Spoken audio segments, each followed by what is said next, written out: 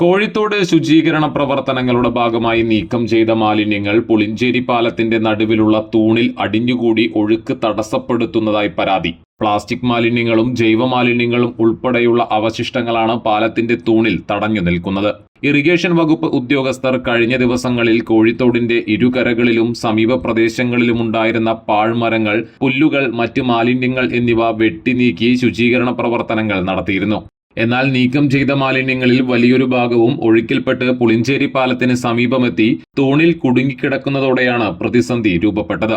മഴ ശക്തമാകുന്ന സാഹചര്യത്തിൽ ഈ മാലിന്യക്കൂമ്പാരം ജലത്തിന്റെ സ്വാഭാവിക ഒഴുക്ക് തടസ്സപ്പെടുത്തി പ്രദേശത്ത് വെള്ളക്കെട്ടിനും പ്രളയസമാന സാഹചര്യങ്ങൾക്കും കാരണമാകുമെന്ന ആശങ്കയാണ് പരിസരവാസികൾ ഉയർത്തുന്നത്. മാലിന്യങ്ങൾ അടിയന്തരമായി നീക്കം ചെയ്യണമെന്ന് നാട്ടുകാർ ബന്ധപ്പെട്ട വകുപ്പുകളോട് ആവശ്യപ്പെട്ടു.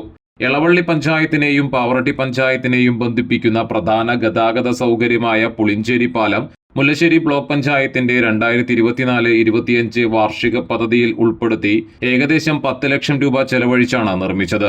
പ്രദേശത്തെ ജനങ്ങളുടെ യാത്രാ സൗകര്യം മെച്ചപ്പെടുത്തുന്നതിൽ പാലം നിർണായക പങ്ക് വഹിക്കുന്നതിനാൽ പാലത്തിന് സമീപം രൂപപ്പെട്ടിരിക്കുന്ന മാലിന്യക്കെട്ട് നീക്കം ചെയ്യാൻ അടിയന്തര നടപടി വേണമെന്നാണ് നാട്ടുകാരുടെ ആവശ്യം. കോഴിത്തോടിന്റെ ശുചീകരണം കാര്യക്ഷമമായി നടത്തിയെങ്കിലും നീക്കം ചെയ്ത പാഴ്മരങ്ങളും പുല്ലുകളും തോട്ടിൽ തന്നെ നിക്ഷേപിച്ചതാണ് നിലവിലെ ദുരിതാവസ്ഥയ്ക്ക് കാരണമായതെന്ന് നാട്ടുകാർ ആരോപിക്കുന്നു. മഴക്കാലം ശക്തമാകുന്നതിന് മുമ്പ് മാലിന്യങ്ങൾ പൂർണ്ണമായും നീക്കം ചെയ്ത് ഒഴുക്ക് സുഗമമാക്കണമെന്ന് പ്രദേശവാസികൾ ആവശ്യപ്പെട്ടു.